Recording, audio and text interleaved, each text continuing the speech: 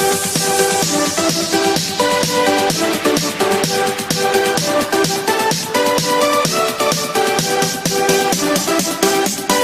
दोस्तों, स्वागत करता हूं आपका अपने YouTube चैनल पे।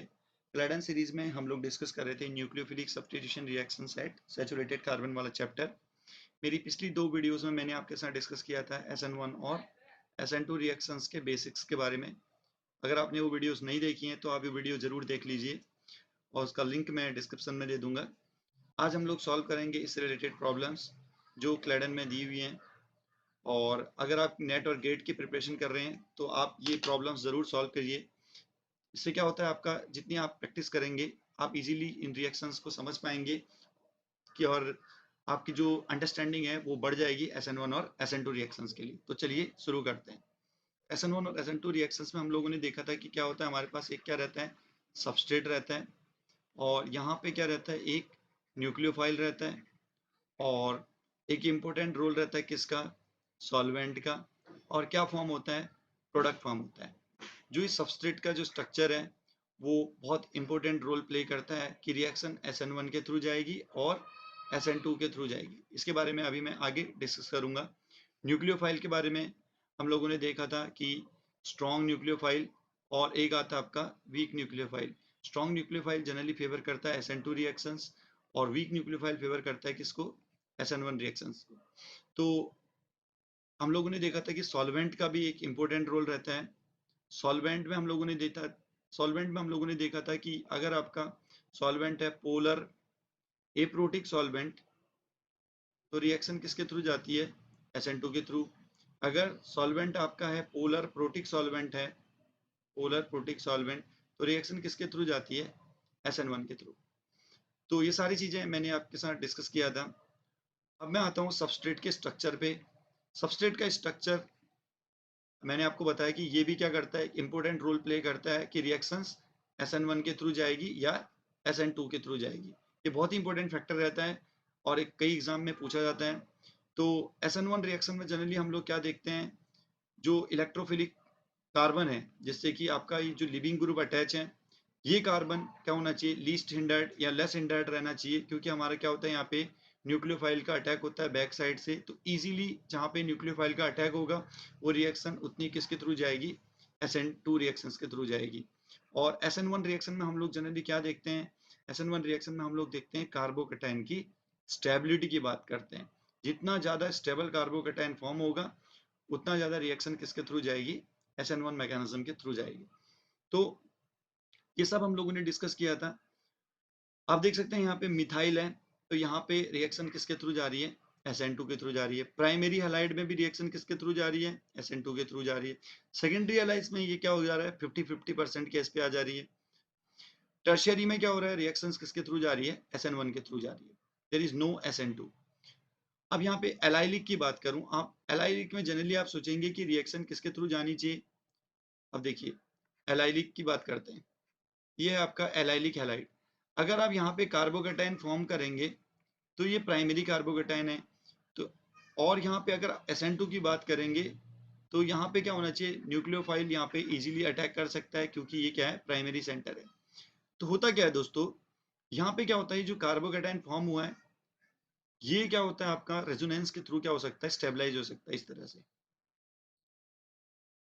तो ये रेजोनेंस के थ्रू स्टेबलाइज हो रहा है, इसका मतलब यहाँ पे कार्बोकैटायन क्या है, स्टेबल कार्बोकैटायन फॉर्म हो रहा है। तो there is a chance for SN1 reaction also.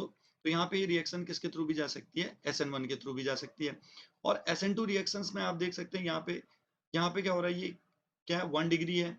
तो इजीली क्या करेगा, SN2 रिएक्शंस को भी फेवर करेगा। ये जो डबल बॉन्ड है ये क्या करती है, ट्रांजिशन स्टेट को क्या करती है, स्टेबलाइज करती है। तो ये जो ट्रांजिशन स्टेट फॉर्म होती है यहाँ पे आएगा आपका न्यूक्लियोफाइल H और H। ये जो ट्रांजिशन स्टेट है इसके जो पाई ऑर्बिटल्स हैं ये इसके ट्रांजिशन स्टेट को क्या करते हैं, स्टेबलाइज करते हैं। इसलिए हम लोग बोलते हैं कि ये रिएक्शन भी क्या होती है, बहुत ही फास्ट होती है। किसके केस में, एलाइलिक के केस में। तो जनरली आप देखेंगे एलाइलिक में क्या होता है, SN2 रिएक्शंस का रेट ज्यादा होता है कंपेयर टू SN1। बट अगर आपको डिसाइड करना है, आपको रिएक्शन में समझ में नहीं आ रहा है कि SN1 के थ्रू जाएगी या SN2 के थ्रू जाएगी, तो आप देखिए न्यूक्लियोफाइल को देख लीजिए। अगर न्यूक्लियोफाइल वीक लिया है तो आप SN1 के थ्रू जाइए। स्ट्रॉन्ग न्यूक्लियोफाइल दिया है तो SN2 के थ्रू जाइए। इसी तरह आप सॉल्वेंट देख सकते हैं, अगर आपका सॉल्वेंट पोलर एप्रोटिक दिया है तो आप SN2 के थ्रू जाइए, पोलर प्रोटिक दिया है तो आप SN1 के थ्रू जाइए। तो दोनों पॉसिबिलिटी रहती है यहाँ पे। और नेक्स्ट आता है आपका, इसी तरह से बेंजाइलिक केस में भी आता है। बेंजाइलिक केस आपको लगेगा कि यहाँ पे क्या है, बहुत ही ज्यादा क्या होता है, स्टेबल कार्बोकेटाइन फॉर्म हो रहा है, तो रिएक्शन किसके थ्रू जानी चाहिए, SN1 के थ्रू। लेकिन ये प्राइमरी है, 1 डिग्री है, तो ये किसके थ्रू भी जा सकता है, SN2 के थ्रू भी जा सकता है। जनरली अगर आप रेट देखेंगे, यहाँ पे भी किसका रेट ज्यादा रहता है, SN2 का रेट ज्यादा रहता है कंपेयर टू SN1 रिएक्शंस। तो यहाँ पे भी कैसे, मैंने आपको बताया क्यों रेट ज्यादा है, क्योंकि यहाँ पे भी जो ऑर्बिटल्स हैं, पाई ऑर्बिटल्स या पाई इलेक्ट्रॉन्स जो हैं, उसके ट्रांजिशन स्टेट को क्या करते हैं, स्टेबलाइज करते हैं। तो ध्यान रखिए, एलाइलिक और बेंजाइलिक केस दोनों में अगर नॉर्मली देखेंगे तो SN2 का रेट क्या रहता है, ज्यादा रहता है कंपेयर टू किसके, SN1 के। अब बात आती है इंपॉर्टेंट एक और, अगर आपका जो ये एलाइलिक पोजीशन है, अगर इसके बगल में अगर कार्बोनिल आ जाए, इस तरह से कार्बोनिल, तो इस केस में क्या होता है, SN2 रिएक्शंस का रेट बहुत ज्यादा बढ़ जाता है। There is no chance of SN1 reaction. यहाँ पे SN1 रिएक्शन की प्रोबेबिलिटी क्या हो जाती है, ऑलमोस्ट जीरो हो जाती है। यहाँ पे क्या होता है दोस्तों, जो क्लैडन में लिखा गया इसका रीजन वो मैं आपको बताना चाहता हूँ कि ये जो डबल बॉन्ड O है और ये जो CX है, यहाँ पे ये पॉजिटिव चार्ज है, ये नेगेटिव होगा क्योंकि ये आपका इलेक्ट्रोफिलिक सेंटर है। तो यहाँ पे अगर न्यूक्लियोफाइल का अटैक होगा तो न्यूक्लियोफाइल कहाँ अटैक करेगा, इस पे। तो इसका मतलब, इस पे मतलब क्या है, ये है आपका कौन सा, CX की जो है सिग्मा बॉन्ड है, तो वो किसमें डालेगा अपने इलेक्ट्रॉन्स को, एंटी बॉन्डिंग ऑर्बिटल्स में। और यहाँ पे होता क्या है एक्चुअली दोस्तों, जो ये पाई बॉन्ड है, पाई बॉन्ड जो बनी है CO की, इसका जो एंटी बॉन्डिंग ऑर्बिटल है और जो CX का जो एंटी बॉन्डिंग ऑर्बिटल है सिग्मा, ये दोनों आपस में कंबाइन करके क्या करते हैं, एक लो एनर्जी का ऑर्बिटल प्रोवाइड करते हैं, इसके लिए, न्यूक्लियोफाइल अटैक के लिए। तो इसीलिए हम लोग बोलते हैं कि ये रिएक्शंस के रेट को क्या कर देता है, बहुत ही ज्यादा क्या कर देता है, एक्सेलरेट कर देता है। तो इसीलिए इस कंडीशन में तो हमेशा ध्यान रखिए, कार्बोनिल है अगर बगल में तो हमेशा आप कोशिश करिए रिएक्शन किसके थ्रू जाएगी, SN2 के थ्रू जाएगी। एक और इंपॉर्टेंट चीज, अगर हेटेरो एटम है, जैसे ये है आपका CH2X, ये 1 डिग्री है, किसके थ्रू जाना चाहिए था इसको, SN2 के थ्रू जाना चाहिए था। लेकिन ये किसके थ्रू जाती है, SN1 के थ्रू जाती है। क्यों जाती है SN1 के थ्रू, क्योंकि यहाँ पे जो कार्बोकेटाइन डेवलप होगा या कार्बोकेटाइन इंटरमीडिएट जो फॉर्म होगा वो बहुत ज्यादा स्टेबलाइज हो जाएगा, किससे, ये लोन पेयर से। तो रेजोनेंस आ गया यहाँ पे भी, तो रेजोनेंस की वजह से ये क्या होता है, आपका कार्बोकेटाइन को क्या करता है, स्टेबलाइज करता है। तो ध्यान रखिए, जब भी हेटेरो एटम की बात आएगी वो सारी रिएक्शंस किसके थ्रू जाएंगी, SN1 मैकेनिज्म के थ्रू जाएंगी। तो ये जस्ट बेसिक आइडिया मैंने आपको दे दिया कि कौन कौन सी रिएक्शन SN1 के थ्रू जाएंगे और कौन सी रिएक्शन SN2 को फेवर करेंगी। तो एक और इंपॉर्टेंट चीज जो मैं आपको बताना चाहता हूँ, एल्कोहल में, एल्कोहल में बहुत सारी रिएक्शन हम लोग पढ़ेंगे। आपको पता होगा यार दोस्तों, जो OH ग्रुप होता है ये क्या है, बहुत ज्यादा बैड लिविंग ग्रुप होता है। यहाँ पे अगर आप न्यूक्लियोफाइल का अटैक करेंगे तो डायरेक्ट न्यूक्लियोफाइल इस OH को रिप्लेस नहीं कर पाता है। तो यहाँ ध्यान रखिए, ये दिखा रखा आपको कि न्यूक्लियोफाइल किसको रिप्लेस नहीं कर सकता है, OH को रिप्लेस नहीं कर पाता, क्योंकि ये क्या होता है, बैड लिविंग होता है। इसको हम लोग गुड लिविंग में कन्वर्ट करते हैं जनरली, अगर आपको ये रिएक्शन करानी है तो। और अगर आपका एल्कोहल है, ROH है, और आप न्यूक्लियोफाइल लेते हैं, अगर आपके पास कोई भी, अगर आप इसको गुड लिविंग में कन्वर्ट नहीं करते हैं, तो उस कंडीशन में क्या करेगा, ये किसकी तरह बिहेव करेगा, एसिड की तरह बिहेव करेगा, और न्यूक्लियोफाइल किसकी तरह बिहेव करेगा, बेस की तरह बिहेव करेगा। तो ध्यान रखिए, एल्कोहल से अगर आप OH को अगर आप रिप्लेस करना चाहते हैं तो पहला काम आपका रहेगा कि उसको क्या करेंगे, हम लोग गुड लिविंग में कन्वर्ट करेंगे। तो कैसे गुड लिविंग में कन्वर्ट करते हैं, 2-3 मेथड मैं आपको बताना चाहूंगा कि गुड लिविंग में कन्वर्ट करने के लिए। एसिड ट्रीटमेंट, तो जनरली आप देखेंगे कि मैक्सिमम जो एल्कोहल है, अगर उसमें से आप अगर OH ग्रुप को रिप्लेस करना चाहते हैं तो उसको लोग एसिड के साथ ट्रीट करते हैं। तो जैसे आप एसिड के साथ ट्रीट करेंगे तो जो ये एल्कोहल का लोन पेयर है ये H+ के साथ रिएक्ट करेगा, OH2+ में क्या हो जाएगा, कन्वर्ट हो जाएगा। जैसे OH2+ में कन्वर्ट होगा, ये क्या करेगा, इजीली क्या हो सकता है, बाहर निकल जाएगा और स्टेबल कार्बोकेटाइन फॉर्म कर रहा है, तो यहाँ पे क्या हो जाएगा, फिर Cl नेगेटिव इजीली क्या कर सकता है, अटैक कर सकता है। तो कोई भी जगह पे अगर आपको OH को रिप्लेस करना है तो आप सीधे सीधे क्या कर लीजिए, H+ के साथ ट्रीट करिए और उसको क्या करिए, गुड लिविंग में कन्वर्ट कर लीजिए। तो वो इजीली गुड लिविंग में कन्वर्ट हो जाएगा और उसके बाद वो रिएक्शन में इजीली क्या हो सकता है, रिप्लेस हो सकता है।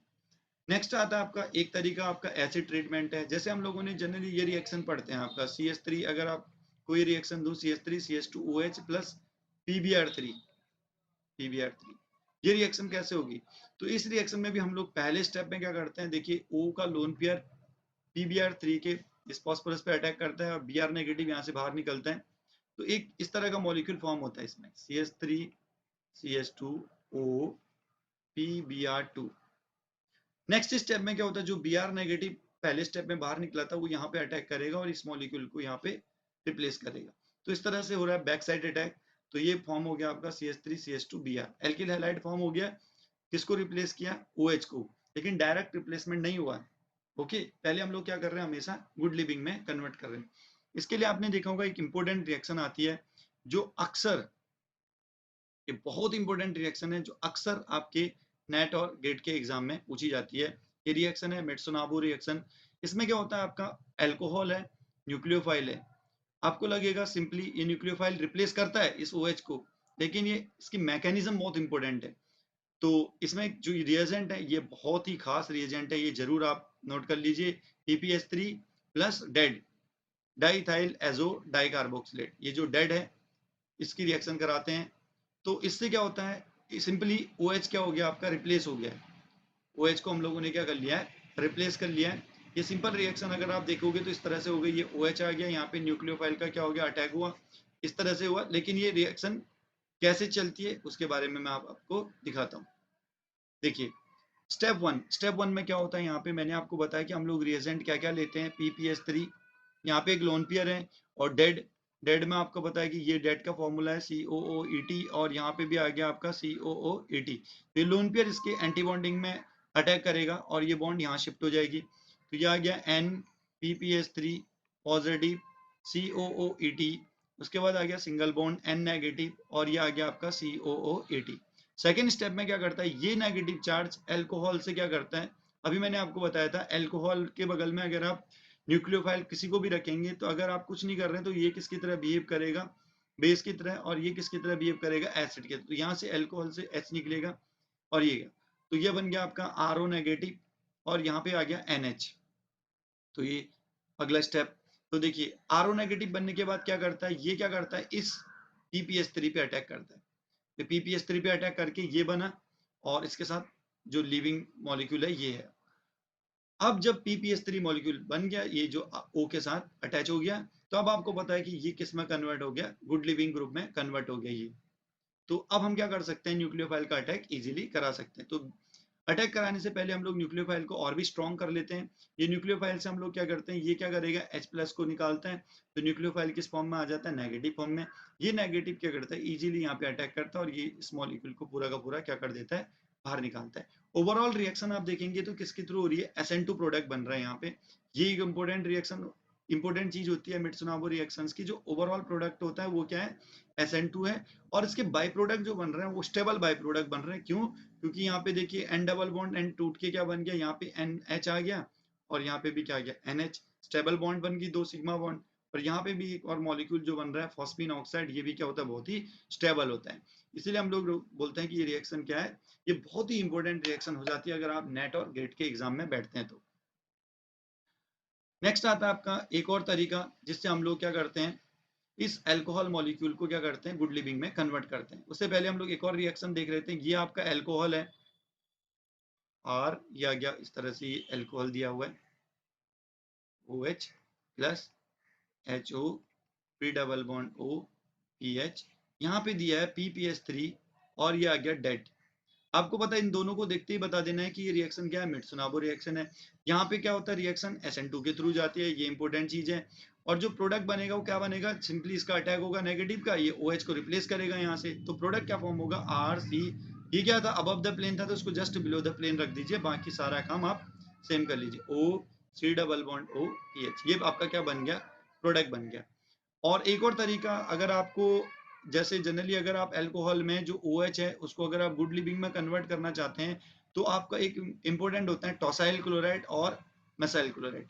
ये बहुत सारे इंपॉर्टेंट रिएजेंट है। टॉसाइल क्लोराइड में हम लोग क्या बोलते हैं, ये आपका टॉसाइलेट ग्रुप होता है, S double bond O C double bond Cl, ये S double bond O O Cl, और यहाँ आ गया Me, ये आ गया आपका टॉसाइल क्लोराइड।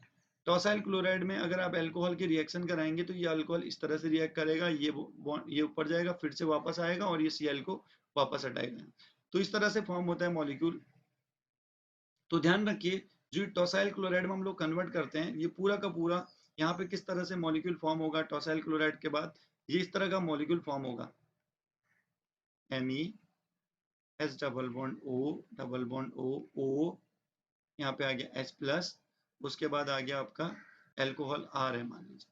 तो इसके बाद क्या होता है आपका, ये जो H यहाँ पे प्लस चार्ज है, यहाँ पे H+ बाहर निकलेगा। तो इस तरह से अगर आप देखेंगे तो ये मॉलिक्यूल फॉर्म हुआ, Me, H double bond O, R। तो ये मॉलिक्यूल फॉर्म होता है, इसको हम लोग बोलते हैं, यहां तक हम लोग बोलते हैं ये हिस्सा आपका रहता है TS का, तो TSOR, ओके। तो टॉसाइलेट। तो होता क्या है जनरली, ये जब भी ग्रुप आपको दिखे, ये ग्रुप क्या होता है, बहुत ही अच्छा लिविंग ग्रुप होता है। Me, H double bond O negative. ये इजीली क्या होता है, स्ट्रॉन्ग, इसके करस्पॉन्डिंग एसिड देखेंगे बहुत ही स्ट्रॉन्ग है। तो एसिड स्ट्रॉन्ग है तो ये क्या है, वीक बेस है, तो weak base are good leaving group. तो ये क्या होता है, एक बहुत ही अच्छा लिविंग ग्रुप होता है, इजीली क्या हो जाता है, बाहर निकल जाता है। तो जब भी ये मॉलिक्यूल दिखे तो आपको ध्यान रखना है, अगर एस डबल बॉन्ड ओ दिख रहा है आसपास, तो आपको सोचना है कि इसको मैं कैसे गुड लिविंग में कन्वर्ट करूं। तो ये तरीका है। तो चलिए शुरू करते हैं प्रॉब्लम्स जो दी हुई है क्लैडन में। तो प्रॉब्लम नंबर 1, तो इसमें क्या पूछ रहे हैं, सजेस्ट मैकेनिज्म बनानी है और बताना है कि ये रिएक्शन SN1 के थ्रू जाएगी और SN2 के थ्रू जाएगी। अब देखिए फर्स्ट रिएक्शन देख लीजिए यार आप, इसमें ये दिख रहा है आपका H डबल बॉन्ड O, और अभी ये O भी है, इसका मतलब ये पूरा का पूरा ग्रुप क्या है, गुड लिविंग ग्रुप है, गुड लिविंग। अब देखिए यहाँ पे क्या है आपका NaOH है, PHS है। अब ये क्या होगा, देखो ये PHSH है, यहाँ पे NaOH क्या करेगा, डिप्रोटोनेट करेगा, S नेगेटिव बनेगा। S नेगेटिव क्या करेगा, इजीली इस Me पे अटैक करेगा बैक साइड से, और ये फ्रंट साइड से पूरा का पूरा ग्रुप बाहर निकल जाए। तो ये बन गया आपका प्रोडक्ट।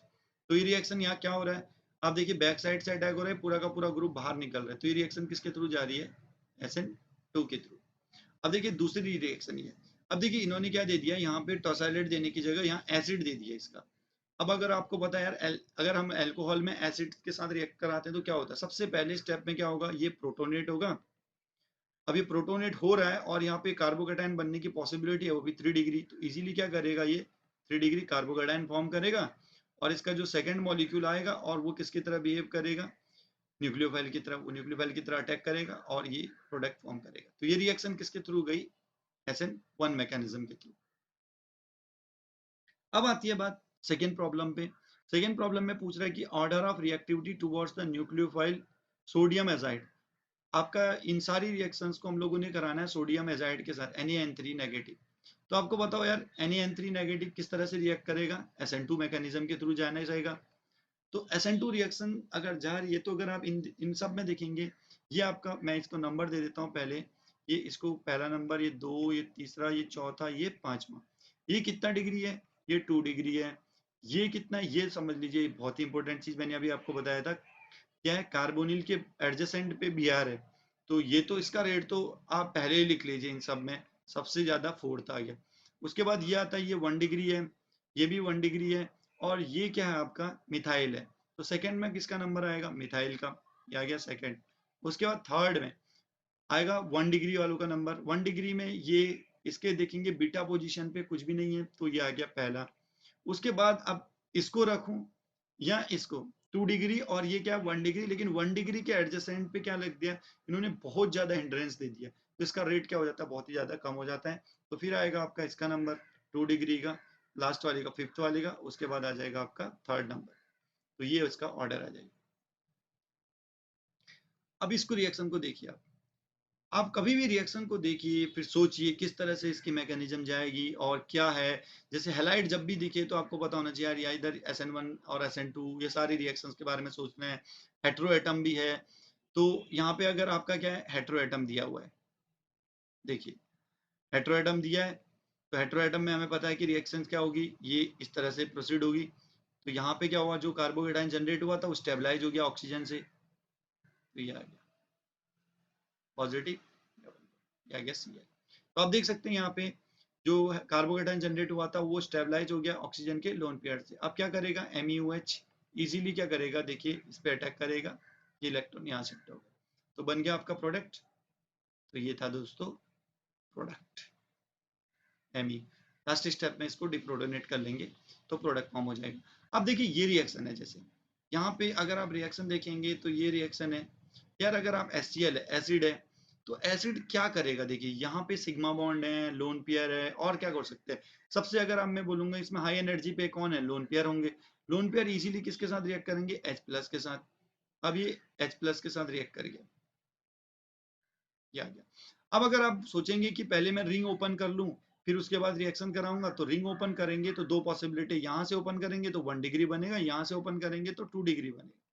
तो यार बहुत ज्यादा स्टेबल कार्बोकेटाइन नहीं बन रहा है। अगर 3 डिग्री बनता तो चांसेस थे कि रिंग ओपनिंग हो सकती थी। तो अगर नहीं हो रहा तो फिर हम लोग SN2 के थ्रू जाएंगे। SN2 में क्या होगा, 1 डिग्री और 2 डिग्री किस साइड को फेवर करेगा, लोअर लेस इंडायरेक्ट साइड को, तो यहाँ पे अटैक होगा, ये रिंग यहाँ पे ओपन हो जाएगा, तो ये प्रोडक्ट फॉर्म हो जाएगा। तो ये रिएक्शन कौन सी थी, SN2।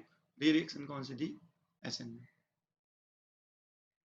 नेक्स्ट आता है आपका ये रिएक्शन है, the chemistry shown in the first step of manufacture of the flyer is a redoxin drug happening, draw the mechanism of the reaction। इसकी रिएक्शन की क्या करनी है, मैकेनिज्म ड्रॉ करनी है।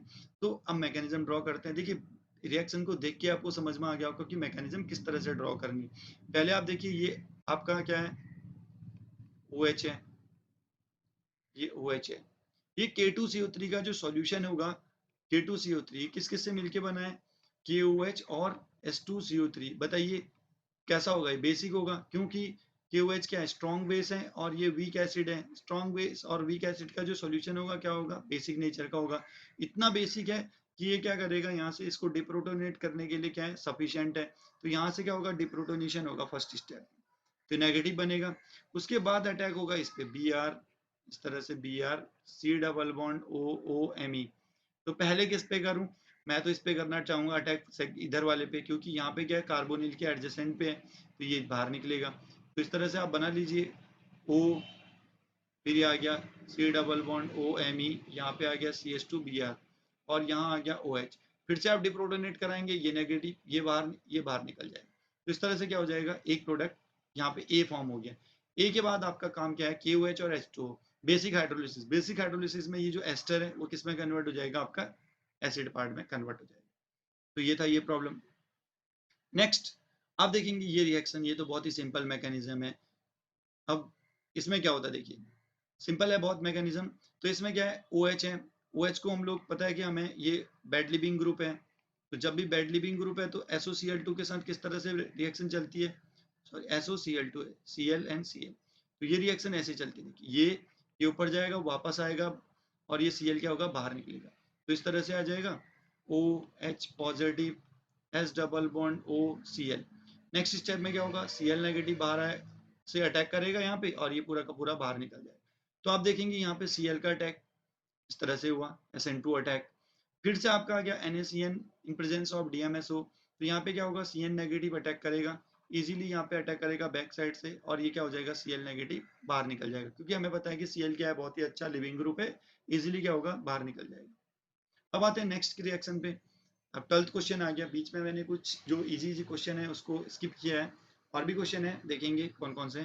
तो 12th क्वेश्चन में ये क्वेश्चन पूछ रहा है कि कौन सी रिएक्शन SN1 के थ्रू जाएगी और कौन सी रिएक्शन SN2 के थ्रू जाएगी। यार आप देख सकते हैं कि हैलाइड है, इसके बगल में कार्बोनिल है। आंख बंद करके आप क्या लिख लीजिए, हालांकि टर्शरी है 3 डिग्री, सोचिए मत, एसाइड है तो इजीली नेगेटिव चार्ज है, इजीली अटैक करेगा SN2 के थ्रू। ध्यान रखिए जब भी आपका कार्बोनिल के एडजेसेंट पे ब्रोमीन है तो आप SN2 रिएक्शन करा दीजिए। अब देखिए ये है प्रोटॉन की केस, और ये अब एसिड कंडीशन में कौन कौन से हैं आपके पास, ये है, यहाँ प्रोटोनेट हो सकता है, यहाँ प्रोटोनेट हो सकता है, यहाँ प्रोटोनेट होगा, यहाँ पे। तो हम लोग क्या करते हैं, जल्दी यहाँ पे प्रोटोनेशन होगा, और हेटेरो एटम इसको क्या करेगा, स्टेबलाइज करेगा, क्योंकि हमें पता है कि स्टेबलाइजेशन भी मिल रहा है। तो ये वाला जो ऑक्सीजन है वो क्या करेगा, स्टेबलाइज करेगा। इस तरह से रिएक्शन की मैकेनिज्म चलेगी। ये आ गया आपका OMeH+, ये आ गया। उसके बाद यहाँ पे क्या होगा, ये लोन पेयर क्या करेगा, इसको बाहर निकालेगा। तो इस तरह से ये बन जाएगा आपका OO, ये यहाँ पे क्या आ गया, डबल बॉन्ड, सॉरी यहाँ पे आ गया डबल बॉन्ड, ये आ गया आपका पॉजिटिव चार्ज।